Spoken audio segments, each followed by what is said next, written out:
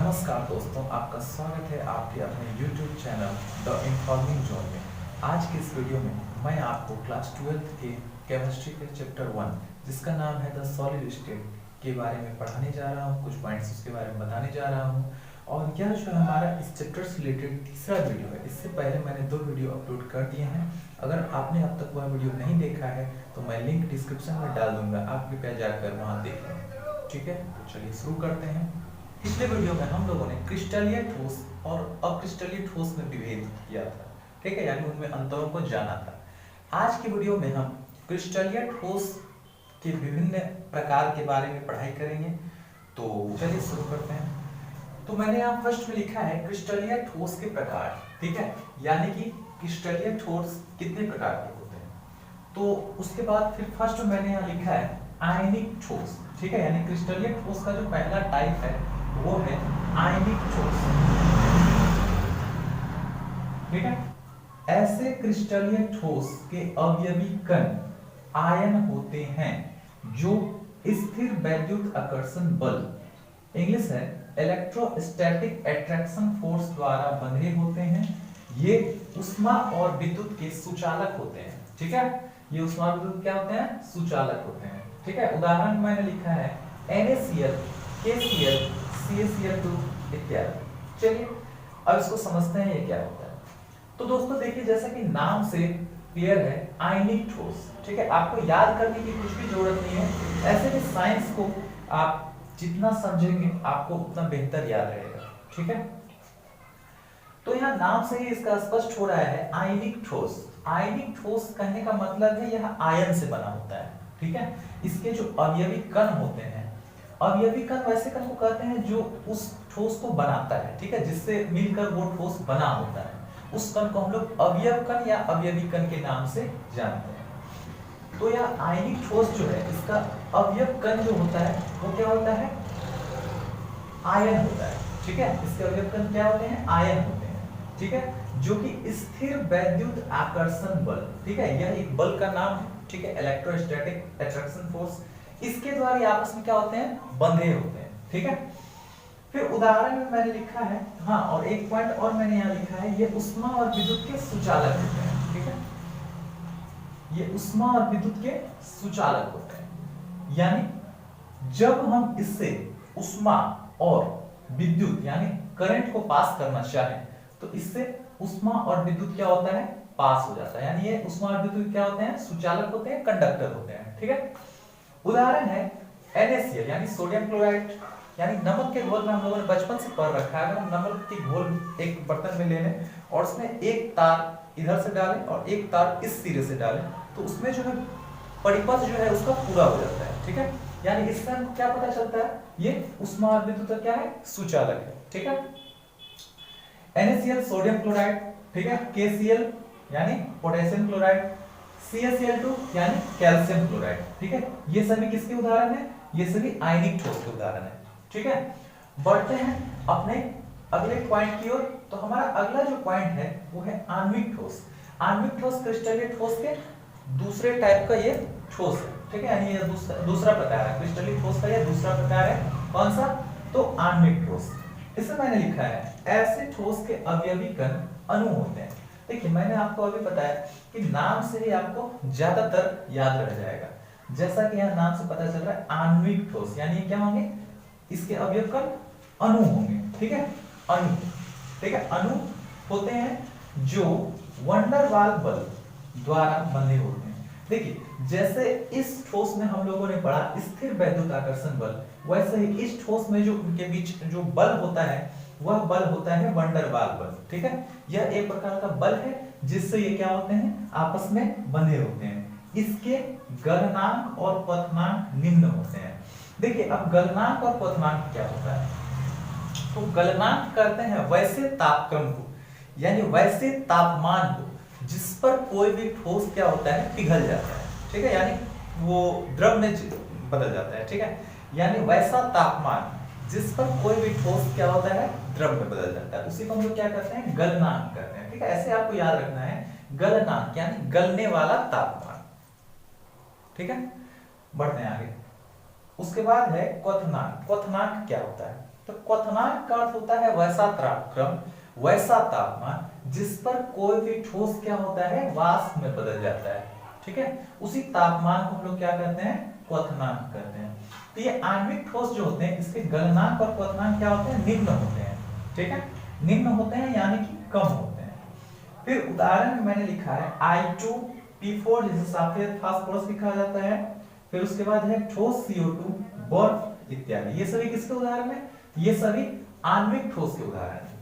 ठीक है, उसके बाद जो अगला पॉइंट है वो है सहसंयोजक ठोस। इसका इंग्लिश होता है कोवैलेंट सॉलिड। ठीक है, क्या होता है, कोवैलेंट सॉलिड। ठीक है, इसमें मैंने यहां लिखा है ऐसे ठोस के अवयवी कण परमाणु होते हैं। ठीक है, परमाणु होते हैं जो सहसंयोजक बंधन द्वारा जुड़े होते हैं। ठीक है, देखिए जैसे हम लोगों ने पढ़ा कि आयनिक ठोस में इसके अवयवी कण क्या होते हैं, आयन होते हैं। आणविक ठोस में इसके अवयवी कण अणु होते हैं।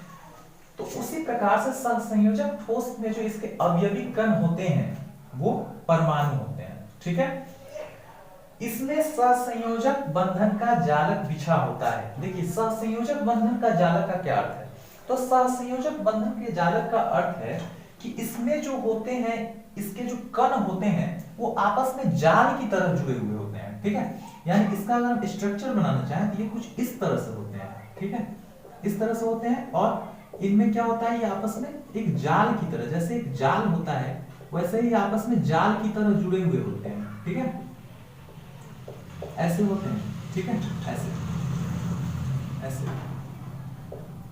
तो कहने का अर्थ है कि इसमें जो इसके कण होते हैं ये आपस में एक जाल की तरह क्या होते हैं, जुड़े होते हैं। ठीक है, जालक बिछा होता है, अतः इसे नेटवर्क सॉलिड, इसीलिए हम लोग इसको क्या कहते हैं, नेटवर्क सॉलिड भी कहते हैं। ऐसे ठोस के गलनांक और क्वथनांक क्या होते हैं, उच्च होते हैं। अभी मैंने आप लोगों को समझाया कि गलनांक और क्वथनांक क्या होता है। तो इसके जो गलनांक और क्वथनांक हैं ये क्या होते हैं, उच्च होते हैं, मतलब ज्यादा होता है। इसका जो गलनांक और क्वथनांक है वो ज्यादा होता है, मतलब इसे हम ज्यादा तापमान देंगे तो ये पिघलेगा या गलेगा। ठीक है, और जब ज्यादा तापमान देंगे तभी यह वाष्प में बदलेगा। ठीक है, उदाहरण है हीरा, ग्रेफाइट, सिलिकेट इत्यादि। ठीक है, नो एनी डाउट। अगला हमारा पॉइंट जो है वो है धात्विक ठोस। देखिए ये नाम से पता चल रहा है धात्विक ठोस, यानी इसके जो कण होंगे वो क्या होंगे, धात्विक धनायन होंगे। ठीक है, देखिए मैं आपको केमिस्ट्री पढ़ा रहा हूँ, अब केमिस्ट्री में मेरा जो पढ़ाने का स्टाइल है ये एक अलग है।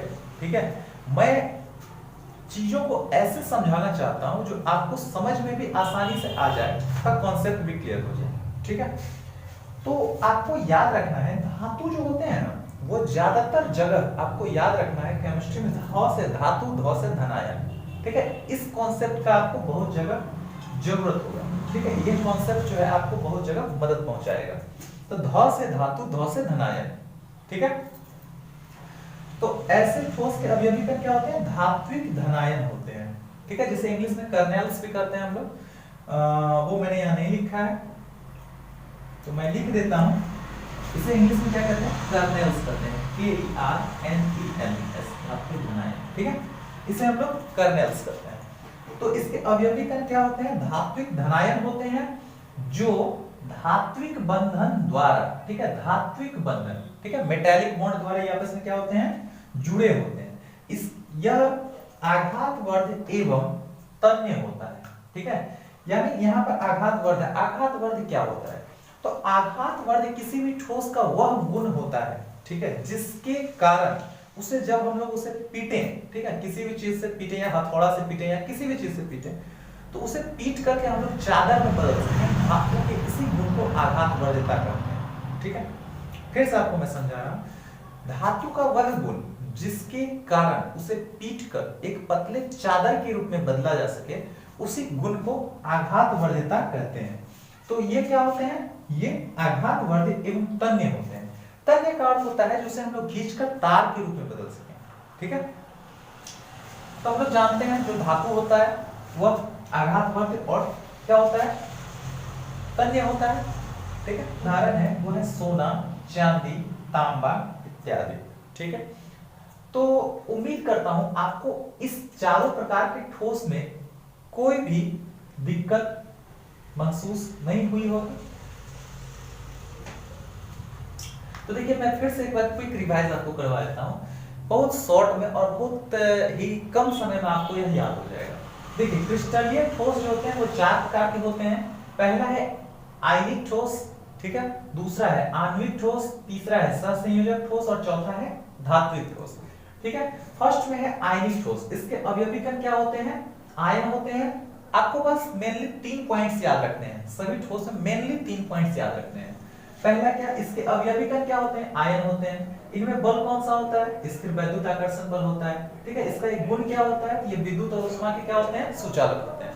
आणविक ठोस के अवयवी कण क्या होते हैं? आणविक ठोस के अवयवी कण अणु होते हैं, जो किस बल से बने होते हैं? तो वैन डेर वाल बल से बने होते हैं। इसका एक गुण क्या है? तो ये इसके गलनांक और क्वथनांक क्या होते हैं? निम्न होते हैं, ठीक है, लो होते हैं। आते हैं अपने अगले पॉइंट में। तो हमारा जो अगला जो ठोस है वह है सहसंयोजक ठोस। इसके अवयवी कण क्या होते हैं? तो परमाणु होते हैं, ठीक है। यह क्या होता है? सहसंयोजक बंधन द्वारा जुड़ा होता है। इसमें सहसंयोजक बंधन का क्या होता है? जाल बिछा होता है, ठीक है, जालक बिछा होता है। इसलिए हम लोग इसे एक और नाम से किस नाम से जानते हैं? तो नेटवर्क सॉलिड के नाम से जानते हैं, ठीक है। ऐसे ठोस के गलनांक और क्वथनांक क्या होते हैं? तो उच्च होते हैं, ठीक है। फिर अगला ठोस जो है वह है धात्विक ठोस। धात्विक ठोस में इसके अवयवी कण क्या होते हैं? तो धात्विक धनायन होते हैं। इसमें जो बंधा जो होता है, इसमें जो बल होता है वो कौन सा बल लगता है? तो धात्विक बंधन के द्वारा ये आपस में जुड़े होते हैं, ठीक है। इसका एक गुण क्या है? तो ये आघातवर्ध और तन्य होते हैं, ठीक है। तो ये जो है ये क्रिस्टलीय ठोस के चार प्रकार हैं, जिसे मैंने आप लोगों को अभी पढ़ाया, और उम्मीद करता हूं कि आपको इसमें ऐसा कोई भी ऐसा शब्द नहीं होगा जो आपको समझ में नहीं आया होगा। आशा करता हूं कि आपको वीडियो पसंद आई हो। यदि वीडियो पसंद आई हो और आपने कुछ भी मुझसे सीखा हो, तभी आप इस वीडियो को लाइक करें और हमारे चैनल को सब्सक्राइब कर बेल के बटन को अवश्य दबा लें। उससे क्या होगा कि हम जब भी वीडियो अपलोड करेंगे तो आप तक वह वीडियो सबसे पहले पहुंच जाएगा, ठीक है। धन्यवाद।